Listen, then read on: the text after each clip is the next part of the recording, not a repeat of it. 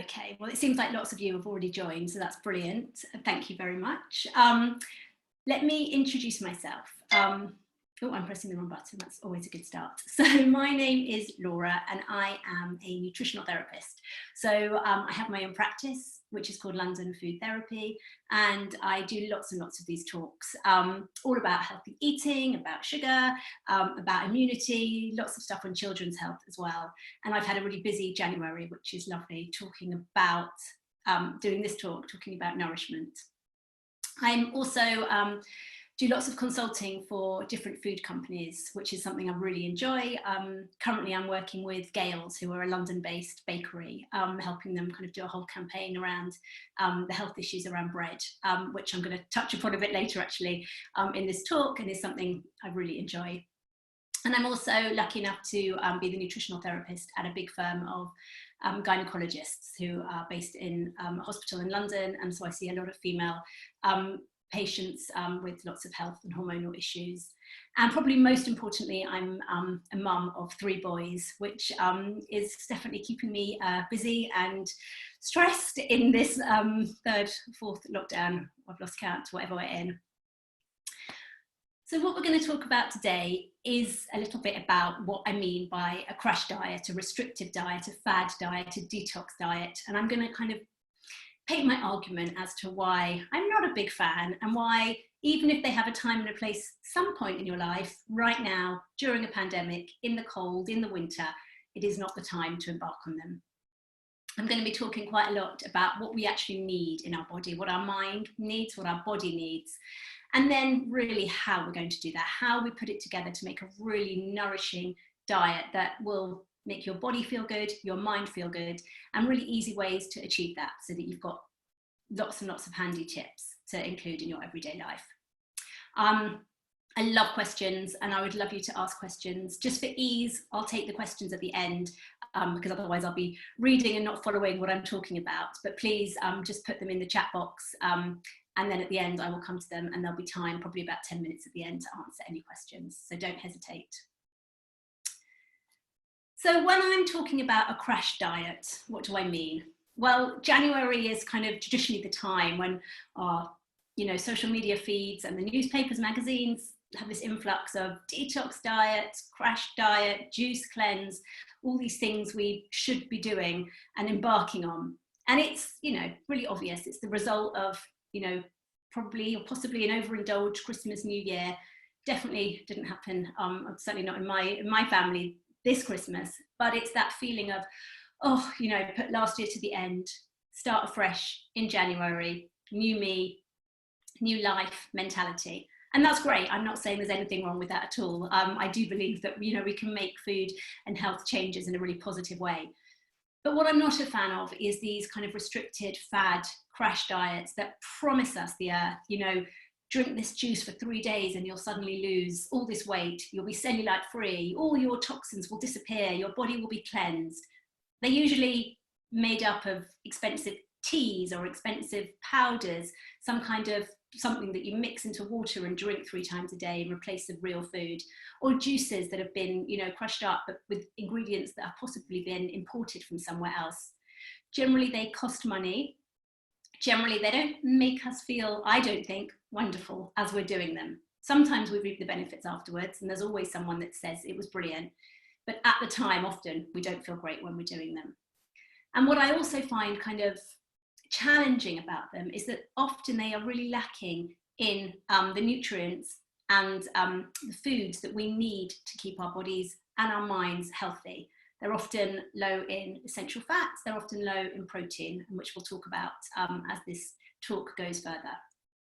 So lots and lots of people embark on these crash diets, and it's about a £2 billion industry, the diet industry, worth to the UK. And I think the number is every January about nearly 30 million people embark on a diet, which is, it's fine. But what we have found from the research is that about 95% of people actually regain or have a weight increase after 1 to 5 years of embarking on a crash diet. And these crash diets really aren't that healthy for our body.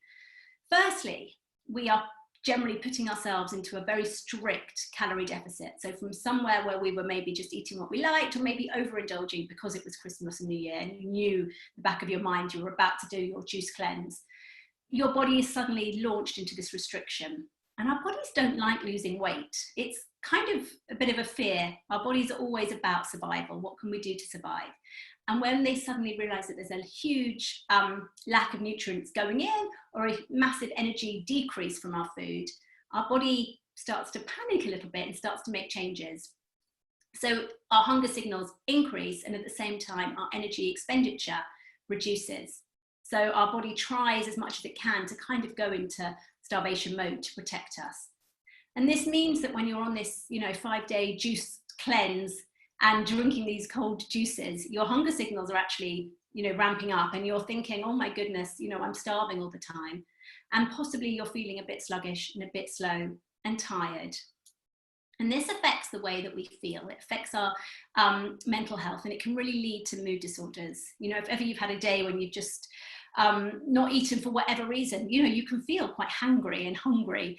And that, if you're embarking on these 5-day, week-long, 10-day detox cleanse diets, you can be feeling that the whole way through, and it's not a nice place to be feeling. What they can also lead to is disordered eating, and this is quite an area for me that I work a lot in. I have a lot of clients that have some form of disordered eating, possibly not an eating disorder, but their relationship with food is challenged. This is because we place a lot of value on particular foods being good or particular foods being bad. And when we're in this restrictive kind of diet mode, we really start seeing certain foods as having more power than others, and that can be quite damaging and change our relationship with food. It can also be a bit of a gateway to eating disorders. Not for everyone, and this is simplifying it, but really severely restricting because you're wanting to, cleanse, or you're wanting to suddenly, shift that cellulite in 3 days as the bottle promises. You get this control, and you start enjoying the control, and that control can lead on to things like anorexia or orthorexia. All that restriction can make you feel, these signals all day long for food, because your body is literally starving at that point. And then it can lead to binging, or binging and purging. So we have these other eating disorders. So as I said, that's really a simplistic way of looking at it, but it can be for some people, this kind of gateway. And what I'm really, really keen to kind of share and impart is that actually our bodies don't like being on, shakes and powders and just juices. Our bodies like food, and they like food from all areas. Now I'm going to talk a tiny bit about some of the parts of our body, not for a biology lesson, because that's not what this is about, but just to kind of place where I'm talking, so that we can kind of realize some of the things that our bodies are doing and why they need particular things. I'm going to touch firstly upon the liver. So a lot of these diets, especially the detox juice cleanses, are talking about the need for our body to detox. They tell us that we are all assaulted on a daily basis with chemicals from our environment, from pollution in the atmosphere, chemicals in our food, and they're right, we absolutely are. But what these juice diets don't do is help our body kind of detoxify them, because our body is equipped with amazing detoxification systems. We have our liver, which is our main detoxification organ. We also have kidneys, we have skin, we have lungs, we have our lymphatic system, all kind of detoxifying and excreting for us. And just kind of going on a 3-day juice cleanse isn't suddenly going to support our liver, because our liver needs lots more than just what's in a juice. It needs protein, it needs fat, it needs complex carbohydrates, pretty much those things you're not getting in a glass of juice. Our liver's role, apart from just detoxifying, and I say just, but it detoxifies, it takes substances which are harmful and packages them up to be passed on throughout the body to be less harmful and excreted. But as well as that, it also controls our blood sugar. So that can help with our weight management, that can help with our feelings of fullness, it can help with our mood, that can help with our hormone balance. So it's a really kind of vital thing when we're thinking about long-term sustainable weight loss. And it also is really key, our liver, for absorbing certain essential vitamins. So we need to support it. But as I said, these kind of detox powders aren't the things that are doing it. Our liver as well needs trace nutrients that we don't necessarily get from juice. You know, vitamin D, we make it from sunshine. Vitamin A, iron, zinc, you're mainly getting good sources from animal products, generally not inside a restrictive juice cleanse. So it's just showing you that yes, we need to support our detox pathways, but that is not the way to do it. Then our brain. Now, obviously, I'm not a neuroscientist. I once did a talk at my son's school when he was about year 2, and it was just the teacher said, oh, can you just do a little talk about, to the kids who are all 6, I think, at the time, about how the brain works. And I was like, because, you know, it's really complicated.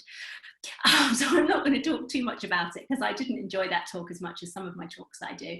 But I just want to show you that obviously we know that our brains are our most kind of complex organ and the thing that is controlling our body. And they, again, need to be fueled. They need protein, they need fat, they need the complex carbohydrates, also sleep, which is, you know, something that we probably all know we need more of, oxygen, water, and then trace nutrients, vitamin D, again, sunlight, B vitamins, magnesium, antioxidants, just, you know, everything from a really wide variety of food from our diet. And then the last organ that's probably as nutritionists we often look to first to support is the gut. Now, when we think of our gut, we think of generally, you know, we touch our tummy and we think about, you know, our tummy. But actually, just looking at this picture, you can see that the gut is so much more than that. It starts in the mouth and it goes all the way, you know, to your bum, where you're excreting your food. And our gut is absolutely vital, and gut health is vital because it's not just what we eat, it's what we absorb. So it's key in absorbing our nutrients, how well we break it down, how well we can, you know, get the goodness out of the food, which then goes into our body. And the gut, as I'll talk about in a little bit, also has a huge role in supporting our emotional and our immune health as well. What is so interesting, though, I think, when it comes to these fad diets, is if you think about pretty much any one of them, they're basically mainly composed of something that you drink. It might be smoothies, it might be cabbage soup, it might be that maple syrup kind of lemonade drink. They're all things that you drink. But if you kind of look on this diagram, the very, very first part of our digestion is actually our teeth. You know, we think of our teeth as something that looks nice when we smile, but their primary role is to start that digestive process, to start by chewing. When we chew our food, we stimulate saliva. We make enzymes, which helps our body start breaking the food down. Sends messages to our tongue that can kind of, our tongue receptors, the taste buds can kind of tell what food is coming so that our body can make and generate the right enzymes for maximum digestion. So when we drink one of these juices or, you know, shakes, we're bypassing that whole chewing action, and suddenly, you know, our gut wasn't quite ready for all that liquid that's come in and not entirely sure what to do with it. And it can cause digestive discomfort. It can cause us to actually not absorb as well as we want to be. So really it's about thinking, mouth is there, chewing is there for a reason, use it. Now, what I'm all about is trying as much as possible to support our mental health and our physical health. And as I'm kind of saying, I want to do that with food. You know, you don't need me to patronize you to tell you what a rubbish year 2020 was. And I mean, honestly, you know, we're at the end of Jan and this news is more depressing day by day. I think we all thought we might be on our way out of it, and it's just getting worse. We're all stressed, we're all worried. And from my point of view, something that is with us on a daily basis and we can control is our food intake. So if you're thinking, oh, you know, I've got to put myself on this calorie controlled, restrictive diet because I don't like my cellulite or because I want to lose weight or because, you know, for whatever reason, and it's making you miserable, that's just not the thing to be doing right now, because we need to find comfort and joy in the little things that we can. For me, nutrition is all about adding. It's all about increasing variety. It's not about eliminating and taking things out. I mean, yes, as nutritionists, we do put people on, you know, elimination diets, and some foods don't work for every person, and that's fine. But it's generally add. And it's not about what can I take away to start with. It's about what can I add in to support my health. Our body relies on a variety of nutrients, and that needs to come from a variety of food. And so that's where this whole term nourishment comes in. I'm really keen to kind of get across that we need to be really thinking about food as something that is used to build us up, You know, if you think about it as bricks and mortar and building a house, that's what your food can be doing inside your body. It builds us up, it keeps us well, it supports our mental health and our physical health. And I'm also a big believer in thinking how delicious food needs to be. You know, as I said, we've got very little to kind of enjoy right now. We need to really feel that we're enjoying our food. We need to try, and I'm aware this is very challenging for many people to do, but to try and make our food guilt-free. A lot of the problem with these kind of crash diets, fad diets, is it's putting a real kind of hierarchy of food, and that labels anything that's not on this kind of restrictive diet as, you know, bad, as powerful, and that can then lead to these feelings of guilt around food, or making us kind of have this hierarchy of food, which means that cravings for that particular food are very, very difficult to control. So for me, we need to try and remove the guilt around food. I'm aware that this is something that, you know, we work on long term. I work on long term with my clients, and it's not something that's a quick fix, but it's just kind of trying to show that setting, you know, these kind of fad crash diets can really have that negative impact. So it's all about nourishing your body to eat with pleasure. And then it's quite interesting. This is quite a detailed slide in some ways, because I'm talking about lots of points, but it's kind of all comes back to the same thing. Again, thinking about these fad diets, generally they are something that you juice up in your blender and drink down, and generally and often it's cold, raw food. Now, humans actually have evolved to eat cooked food.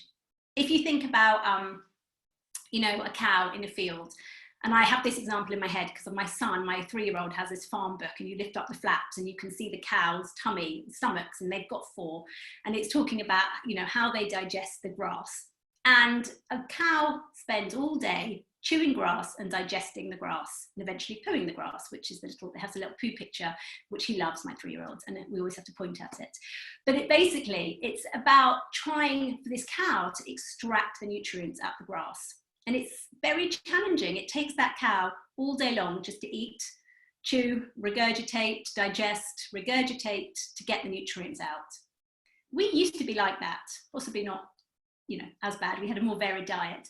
But suddenly, whenever it was that we discovered fire and we discovered cooking, it meant that actually our bodies could absorb the nutrients from the food much more effectively, much more quickly. And that meant that suddenly we had more energy to free up for thinking, for making our brains grow, to make societies, to make civilizations, to do all the things that humans are amazing at doing. And that comes just from eating cooked food. So it's really important to actually think about, we absorb and utilize nutrients better when food is cooked. And then thinking about the weather, you know, all very well thinking I'm going to embark on some, you know, cold juice diet when it's sunny and warm outside. But right now, when it's dark, when it's cold, when we are feeling, you know, freezing, actually we need to be eating food that's warming us. And if it's warm, you know, and hot, it's warming us from the inside. So that's something that's kind of really important. It's there in lots of traditional kind of Chinese medicine and other European cultures, you know, northern climates will all be eating warming foods. They would never think about having, you know, salad and grated carrot for, you know, lunch right now. It would be stews and soups and things that are really nourishing and warm. And then the foods to eat, as I said, because I'm all about nourishment, because I'm all about getting maximum nutrition in, actually we can also look at the food that we're eating. So if you just think about the nutrient level of certain foods, when we pick it and eat it, that's the highest nutrient value it's got. It's all to do with this kind of picking to plate ratio. So just thinking about your supermarket green beans that you buy, often they're grown in Kenya. And they're grown and they're picked before they're ripe. And then they're stored for a bit, then they're sent somewhere for packaging, and then they're sent over here, then they're put in the supermarket shelves maybe for a week, and then you take them home and they're in your fridge for a week. You know, that duration of time could be, you know, several weeks from picking to plate. The nutrient load is decreasing massively. Thinking about food that's grown, you know, close by, depending on where you live, but locally, it means it's in season. It means that the time from picking to plate is much less, so the nutrient load is going to be much higher. And the food that is seasonal right now in kind of January, February is all the food that's actually really supportive for our detoxification pathways, which is great if you are thinking, I do want to support my detoxification, which is valid, just not doing it via a juice. So the brassica family is kind of amazing for that. Cabbages, leeks, kale, Brussels sprouts, celeriac, they're kind of all the brassicas, amazing for our liver and our gut health. And again, thinking about our gut, Jerusalem artichokes, actually leeks isn't a brassica, but leeks, apples, really supportive for our gut. So it's going to be really, really helpful for our body. So that's why seasonal food can be really, really helpful. So putting this all together, what I want to do is kind of talk to you a little bit about the kinds of foods we need to eat, and then I'm going to go in a bit more detail again about how to put that all together to build meals. So I've split this into three kind of main components of foods that we need to eat. The first one that is probably something that we're all nutritionists at the moment are jumping on is fibre. Fibre has got a bit of I think stage, is that the word? Stage reputation, bit of a fuddy-duddy, old-fashioned reputation. It was very big in kind of the 70s, fibre diets. And we think of fibre often, I think, as, you know, a brown cardboard box with some cereal in it saying, you know, added fibre or bran. But fibre is a lot more than that. And the reason that fibre has had a resurgence is because of the kind of science into our microbiome and all the kind of studies into that. So our microbiome is basically the scientific word for our gut bugs, our good microbes that live inside our digestive system. Those bugs, which you've probably heard of, are there to help with our digestion. They help make our poos, they help absorb our nutrients. They also have been shown to be play a part in our personality and in our mental health. So there's studies that have really looked at people who have got anxiety, people who have got depression, people who are much more optimistic, and shown literally kind of got it down to different bacteria that reside in their guts, and those are the things that influence their mental health. It's also really huge in our immunity, which is something that we're all thinking about right now because we're wanting to keep our immune system strong and protective. So we need to really think about supporting our gut bugs, supporting our microbiome. And to do this, we need to nurture them. We need to feed them. And the food that they like is fibre. So fibre is absolutely key to be including inside our diets when we're thinking about our mental health and our physical health. And I mentioned that, you know, fibre from these kind of cereal boxes, but fibre is a lot more than that. Fibre is from all grains, all pulses, all seeds, all nuts, all vegetables, all fruit. It's basically plant-based food. And our gut bugs love the whole lot of it. They want us to be eating the stalks and the leaves and the stems and the seeds and the pulp, everything. And including all of that in your diet, really kind of nourishing and supportive for our microbiome. Now, I think one of the things that a lot of us think about when we are wanting to embark on any dietary changes is to cut out bread straight away. Oh, I want to lose a bit of weight, I'll cut out bread. And it's really interesting because actually bread, and this is kind of from my Gail's work that we've been doing this whole health campaign for the last couple of, year or so around bread, but bread is actually a really nourishing and really supportive food. It obviously does need to be kind of good quality bread. So certain breads are going to be, better for our gut health than others. But if you're going for a good quality bread, generally something that you're able to make at home, there was the whole craze for sourdough breads last summer. But anything, sticking in a bread maker or buying from a good quality bakery where there aren't too many ingredients in it, really supportive for our gut health because of the fibre. If you're going for breads with added seeds and different grains in them, you're going to be increasing the fibre load into your gut, which is helpful for our microbiome. And certain breads are actually really high in nutrients. So sourdough particularly seems to have higher nutrient levels than bread made from kind of traditional baker's yeast. And then bread made from whole grain, so the wheat germ that's in that whole grain is a really great antioxidant. It supports our heart and our liver. And actually the wheat germ has been shown to support particular strains of bacteria in our gut, the bifidobacterium strain, which is really essential for our health. There's also been a really nice study that they did looking at people's anxiety levels before having something called a prebiotic, and then 10 days later after consuming a prebiotic every day for the 10 days. Prebiotic basically means food that our good bacteria like to eat. And prebiotics are very, very rich in bread. So it showed in this study that people given a daily dose of prebiotics had lower anxiety at the end of this study than they did before going into it. And what I like about this is it just shows that actually bread then is very, very easy. We all kind of, not all of us, but a lot of us like bread. It's something that's easy. You can build a meal around it very quickly when you're at home. If you have some, good bread maybe in the freezer, it's quite a good way to store it. And actually you can be supporting your mental health. Obviously, if you're someone that's celiac or if you're gluten-free or gluten intolerant, it's not going to be the food for you. But if you're a generally healthy person, there's no reason to fear bread. So the next kind of key essential nutrient that we need for our physical and mental health is the essential fats. Now, when we have the word essential in nutrition, it basically means our body needs it, but our body cannot manufacture it. So we have to get it from our food. And that's why these fats are called essential. We need them to function properly. The reason we need these fats to function properly is because they are like a building block as well. They help make our hormones, they help make our neurotransmitters, they help with our inflammation levels so they can decrease our risk of disease. What they also do, which is really essential when you are thinking about making some dietary changes, is they increase a fancy word which we call satiety. And satiety basically means feeling full and satisfied from your food. And that's what we're obviously all wanting to do. And the idea is if you have satiety, then you don't have the cravings for, the thing that might not be as health supportive for you.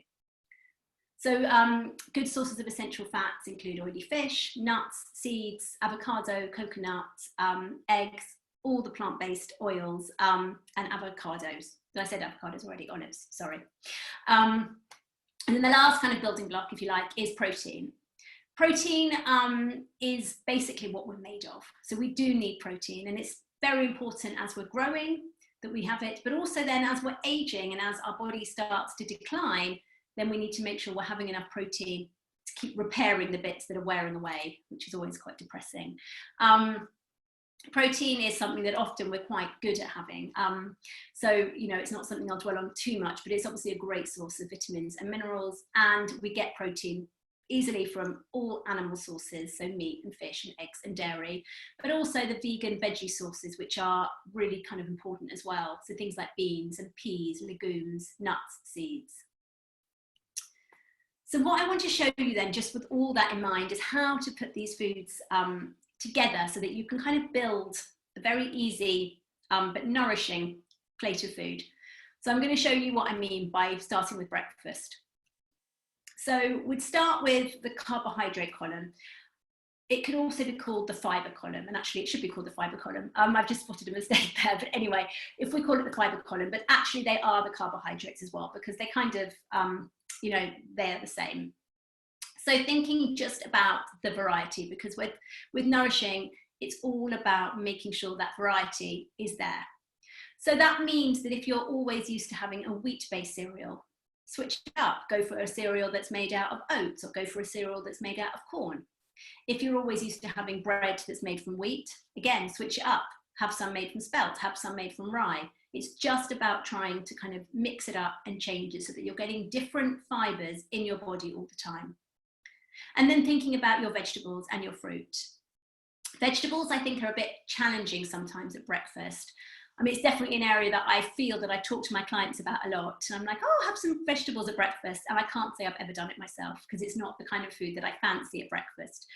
But, including if you're a person that likes to have a kind of more savory breakfast, some mushrooms on toast, or if you're having an omelette, sticking some peppers and some spinach and some tomatoes in there, it's a great meal to be putting some veg in.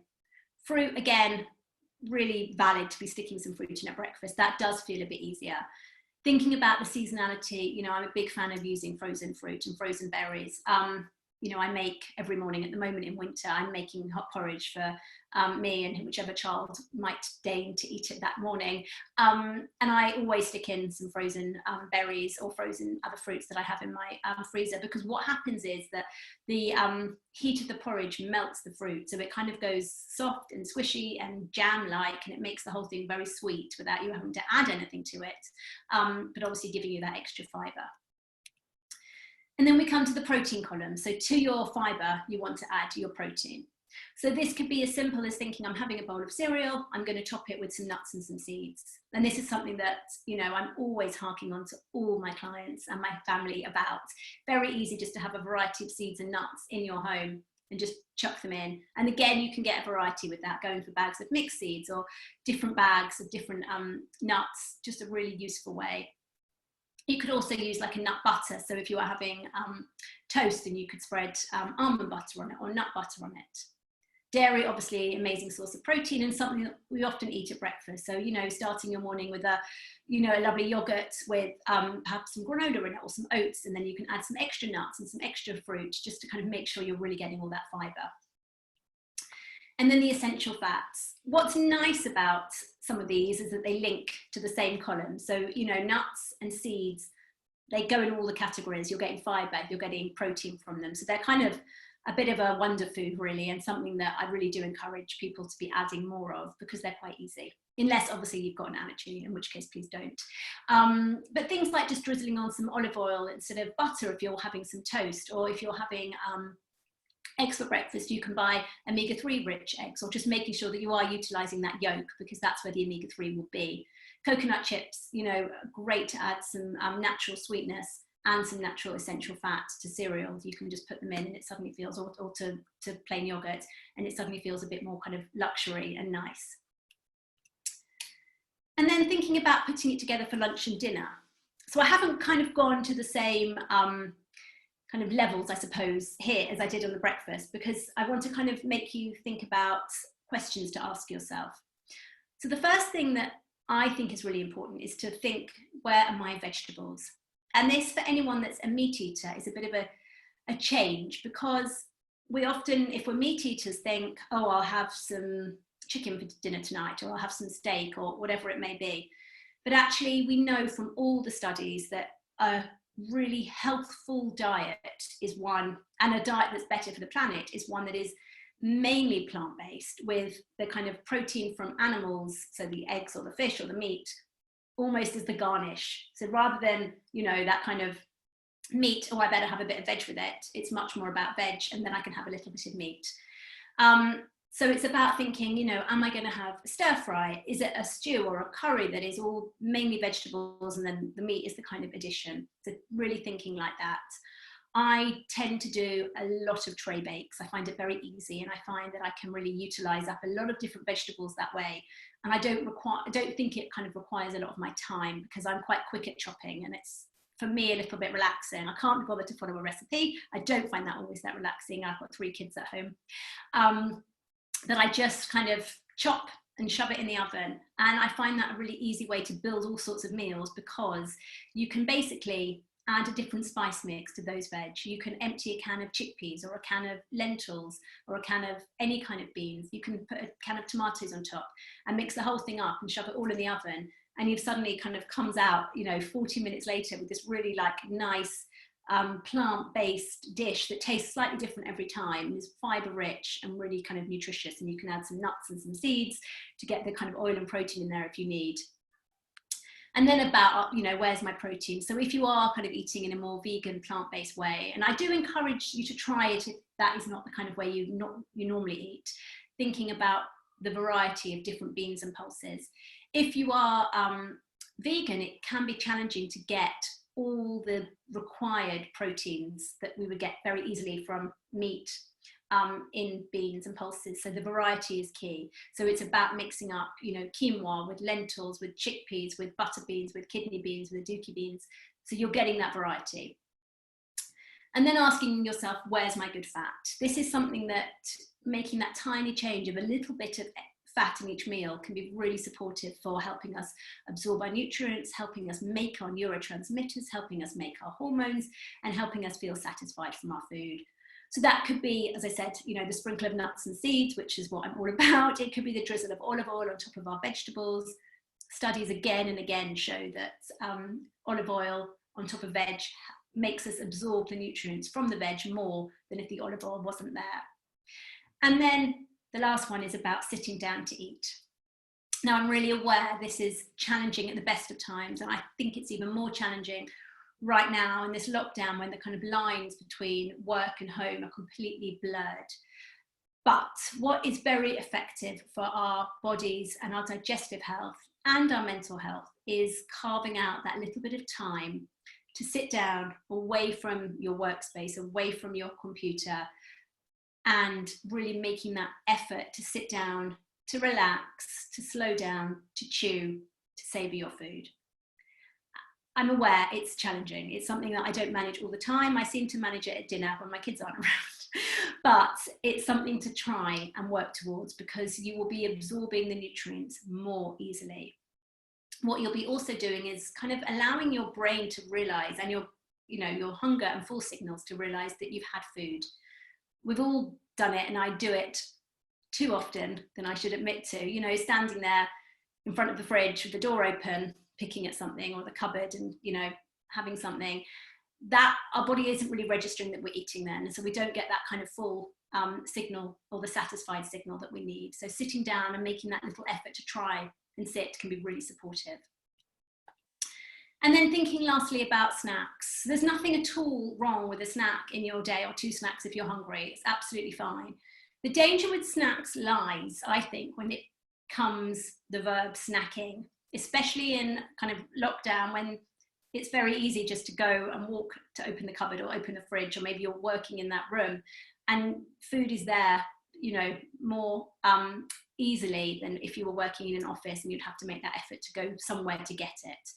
So it's just thinking, I'm having a snack and I'm hungry, totally fine. But it's that same thing about seeing it. So, shoving a biscuit into your mouth behind the cupboard door when the kids are kind of not watching, which I'm not admitting to, that is something that our bodies don't respond that well to. But putting the snack onto a plate, sitting down to eat it as you would a meal, then it's much more supportive. And thinking really about, is it nourishing my body? Is it kind of meeting my food groups because I'm hungry? If you want some biscuits or a piece of chocolate or ice cream or a cake, there is absolutely nothing wrong with that. This is not about saying you cannot have those foods. It's not about saying you have to be kind of in this denial. What I'm trying to say is really it's important to try and get the power away from those foods. And again, I've kind of said before, it's a challenge, but it's really about, I want that piece of chocolate and I'm going to have that piece of chocolate and I'm really going to enjoy that chocolate. And it was delicious and I loved it. And now I'm stopping. And it's still going to be there tomorrow and I'll have some more tomorrow. I mean, not in my case, because my kids, the second I bring something in the house, it's gone. But you get their picture. It's trying to kind of take the power away from the food and allowing yourself the ability to have it. And it's really challenging to work on, it's unpicking kind of years of thought processes around some of these foods, but giving yourself that permission can take the power away. So there are some foods that are, as you can guess, I am a nutritionist, there are some foods that I'm going to say are not as supportive for our overall health than others. I'll whiz through these because, you kind of don't need me to kind of explain them too much. Sugar, obviously, it's something that can affect a lot of aspects in our body, but just thinking about the ways to reduce sugar. As I said, when we're aware we're having sugar, we want the piece of chocolate, we want the biscuit, whatever it may be, it's totally fine. It's the kind of, I suppose, the hidden sugars which seep into your everyday life or our everyday lives that can be the ones that are a bit more detrimental to health. So just thinking about where your hidden sugars are, are you a kind of person that always has 2 spoons of sugar in their tea? Can you reduce it to 1? Can you eventually get it out? Is your breakfast cereal highly sugared? Could you go to a low sugar one? It's trying to get it out of the kind of main areas so that when you want some chocolate or a biscuit or whatever it may be, you've got space kind of in your body for that. Highly processed food is often challenging more for what it doesn't contain and what it does. Generally, it's lacking in fiber.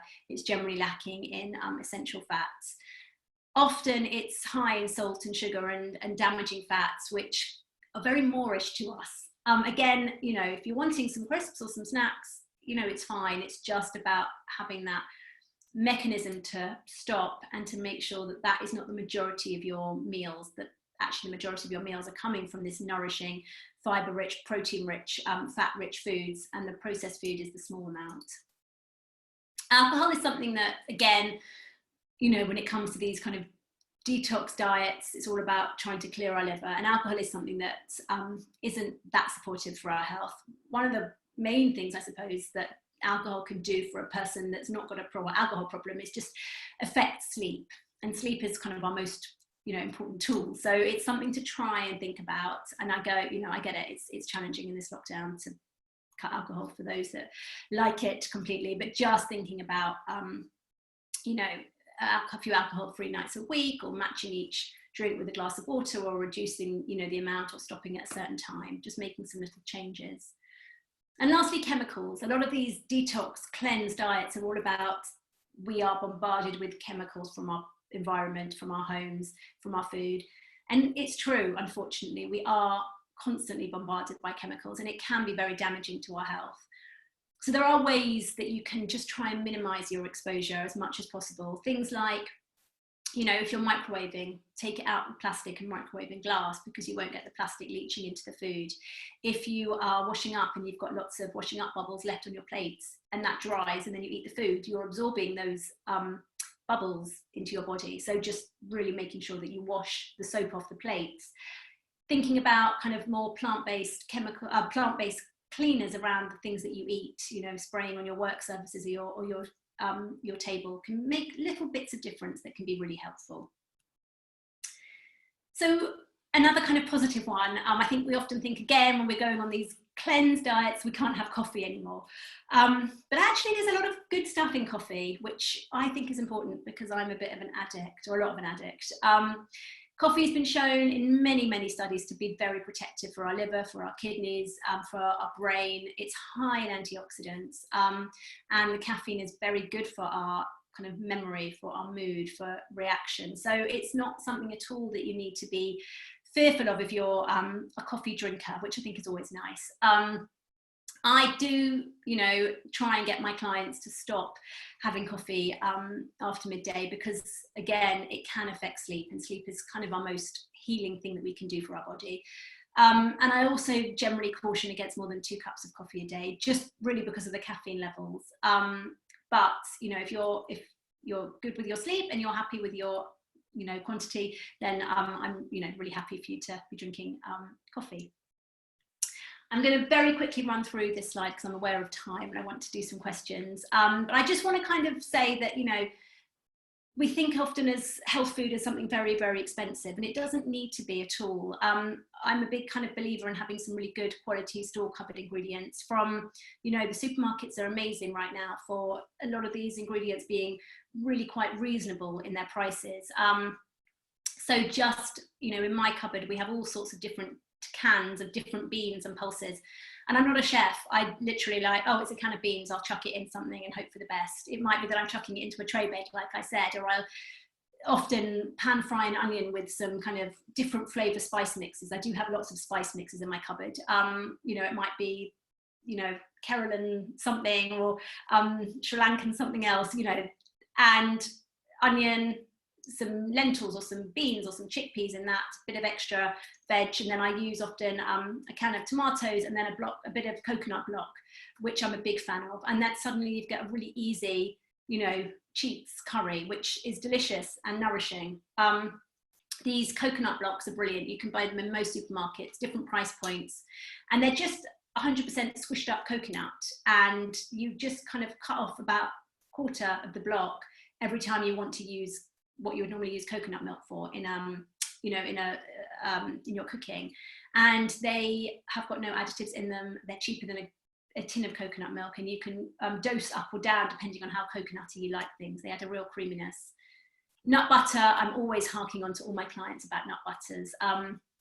This one on the slide here is amazing. It's from Tesco's and it's really cheap, but it's a natural, just 100% peanut butter. So you can get cheap peanut butters, which are full of kind of sugar, but this one is 100% peanuts. And we go through a lot of peanut butter in my house. So I always kind of have this on my Tesco shop because it's really tasty and it's got kind of nothing in it that I don't want us eating.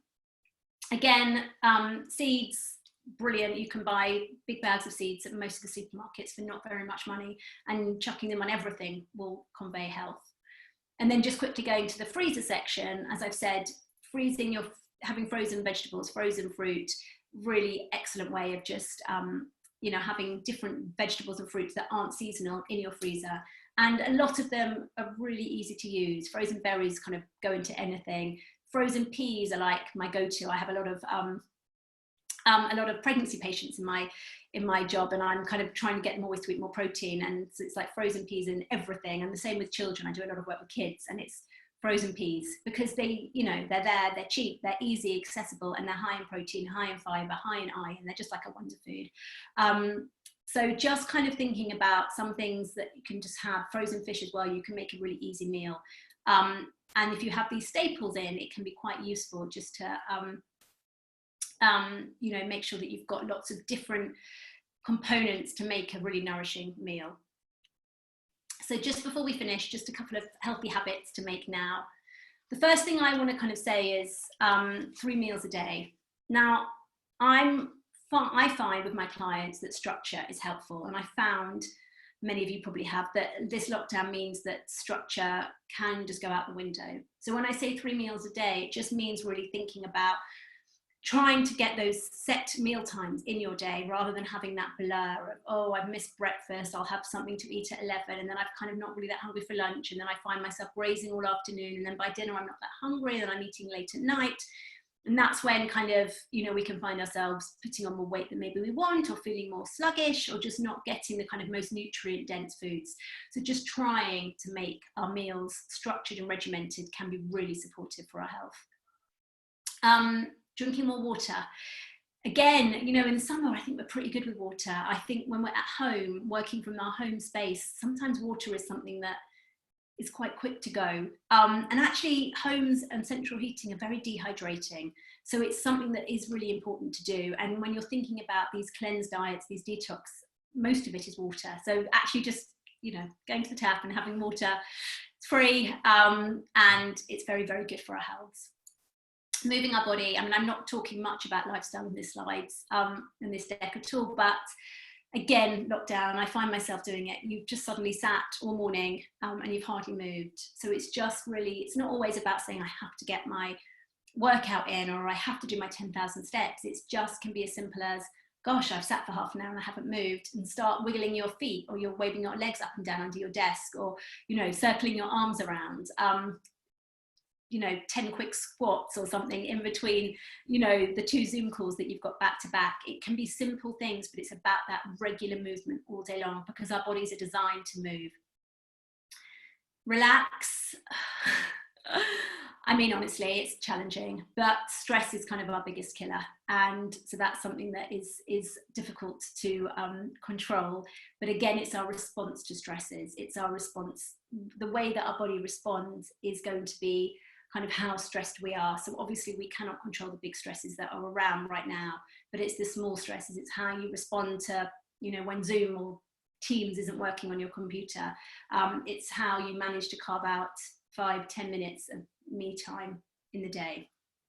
And then I obviously, hopefully you've understood from this talk, enjoying your food, trying as much as possible to minimize any guilt around the food is kind of the most important thing when it comes to nourishing. So in conclusion, restrictive, fad, detox, cleanse diets do very little to support our body. They cost money and they often cause misery. During times of anxiety and when it's cold and dark outside, our bodies really need to be supportive. They need warming, supportive foods. And it's all about adding nutrients in. So the more nutrients, the more variety we can add to our diet, the more nourishing it will be. So please try and think about adding, not removing. So we have got about 5 minutes or so for questions if anyone's got any. I'm just going to try and see how I can get them up. There's a couple come through, which is great. I'm just going to have a look. So I've had here, would love your thoughts on off-the-shelf probiotics. Okay, so that's a great question. So probiotics are basically the good bacteria that our body has, but it's in a capsule form or a powder form sometimes. And they can be really, really supportive for people's health. With probiotics, we have all different strains, and so you'll get some probiotics, you know, off the shelf that have got 1 or 2 strains, and some that are saying they've got 8 different strains and all different levels of bacteria. You know, it might be 5 billion to, you know, 100 billion. And so it can be a thing of quality, you know, depending on what you choose. Generally for health, you know, if you've got no digestive issues, you're not going to be harming your body in any way by taking a probiotic. And it can be quite useful to support your immunity and your gut health. If you've got digestive issues, then generally long-term a probiotic can be really, really useful. Sometimes in the very, very short term, it's not what we start with, just because they can be a bit gas promoting and gas forming. And we would start often finding out what the root cause is, taking whatever the problem is out, and then putting the probiotic in later. Okay, so recommendations about water. I filter mine to get out heavy metals. Do you think tap water is okay? So again, there are issues with tap water. We have pretty clean water in the UK compared to some countries. And I know in America, it's a big deal about toxins in water. But I tend to filter mine as well. It's one of these things, you know, you can always improve things in your life by filtering, and, you know, it can be useful to do. But I think if you can't do it, don't worry about your water and still drink tap water and it'll be fine. Is a low carb diet a good idea for long-term weight maintenance? So a low carb diet is basically taking out a lot of those starchy carbohydrates like pastas and breads and rice and things. With nutrition, what is sometimes challenging is that we're not all equal, and what works for one person doesn't work for someone else. So I find that often men, which is being very general, do very well on a low carb diet, provided they are having enough fiber. You know, a heavy meat-based diet with very, very little fiber is very detrimental to anyone's health, but kind of reducing some of those very starchy carbohydrates can be useful. For many women though, it's not always the most supportive thing, and women often, especially anyone that's got a kind of disordered eating background or a hormonal health problem, actually often needs a little bit more carbohydrates. So fortunately, I can't give you a definitive answer on that. Okay, what's coming up here? I would love your thoughts on meat substitution options like corn, Linda, etc. Trying to be mindful and reduce meat intake, but are they super processed? Again, it's a little bit like, you can get some excellent ones and some ones that are really highly processed. I try and encourage my clients, and I'm pretty much vegetarian, so I eat some of these. I pretty much try and encourage my clients to find ones where you read the packet, you can really visualize the ingredients. You'll get some kind of meat substitutes, which are maybe mushed up chickpeas and peas and some spices and some, you know, things that you can visualize.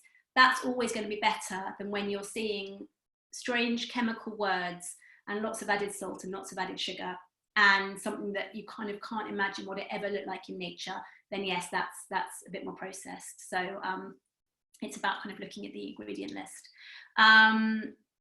Sorry, I missed a question actually. Sorry, I don't know how to scroll back up. So, oh, I do, sorry. I suffer from night sweats and hot flashes sometimes. What's a good thing to eat or drink to help with these, please? So you haven't said your age, which I don't want to be rude, but night sweats, hot flashes are very, very common symptom in perimenopause, which is the kind of preceding time to menopause when women's periods stop. So it can be, you know, up to 14 years before the last period, often about 4 or 5 years before the last period. It's quite a big question. I do lots of talks on perimenopause support, but generally there's some herbs that can be really supportive. Making sure that actually you're not having anything caffeinated before you go to bed, reducing alcohol at night, making sure you're sleeping in a cool room, that your bedding is not too hot. And there's some particular herbs which have completely gone out my brain right now because I'm not in that zone at all. But if you want to maybe message me afterwards, I'm happy to talk through some different herbs that might be useful. Thoughts on intermittent fasting. So intermittent fasting is something that has been shown recently in science to be really helpful. But it really depends on how long you're fasting for. So the science at the moment is mainly been looking at 12-hour fasts, which is pretty much stopping eating at, say, 7 p.m. and starting again at 7 a.m. And it's that having that 12 hours without anything going into your body. And what's so useful for that is our body has a chance to kind of repair, to utilize what's in there, to make sure that it's kind of finished all its biochemical processes before we sleep. And it's been shown to be very effective for weight management, for blood sugar balance, for digestive health. Intermittent fasting can also be much more extreme, and it can be people not eating all day, or people having kind of 16 hours or 18 hours without any food going in. And then that becomes very dependent. Some people do very well on it. A lot of people don't. I have a thyroid disorder, and for me, I cannot do it. I feel very poorly if I just skip a single meal. So it's just not something that works for everyone, but for some people it can be useful. Okay, sorry, I keep forgetting, not working out how to scroll down. I think it's my computer. Thoughts on eating organic, and if budget is tight, what should be prioritized? So organic food definitely has got less pesticides sprayed on it or fed into it, or they're quite strictly controlled. I think you need to think about, if you're wanting to go a bit more organic, thinking about what your main food is. So if you're a big meat eater, maybe changing to organic meat, or if you're a big dairy consumer, organic dairy, or if you're vegan or vegetarian, the things that get sprayed most are, and are hardest often to wash, are things like leaves and berries. So you can look up something called the Dirty Dozen, which shows you the most sprayed crops, and a lot of people say just start with that and switching to organic there. Or if you're, I tend to say if it's got a skin on it that you're going to discard, like an avocado or like a banana, there's not that much point in spending more money, because the stuff that's been sprayed is probably going to go, in your bin or your compost. Whereas if it's something like a leaf, maybe it's better to go organic then. Okay, what is the best way to increase iron in the diet? So iron is found in red meat. And so that's probably the first place to look if you're thinking of trying to increase your iron. And kind of liver-rich foods is going to give you lots of iron. With iron, when you're having a source of iron, you're always wanting to make sure you have a source of vitamin C at the same time. So say, for example, you are a meat eater and you're having a steak, you want to make sure that there's some vitamin C rich food alongside that. So maybe a big pile of kale, for example. With iron absorption as well, there are certain things that block our ability to absorb iron. So one of those is tannins in tea. So if you're drinking, a big tea drinker, tea leaves have got a natural kind of anti-pesticide in them that they make themselves, which is called tannin. And that blocks our body's ability to absorb iron as well.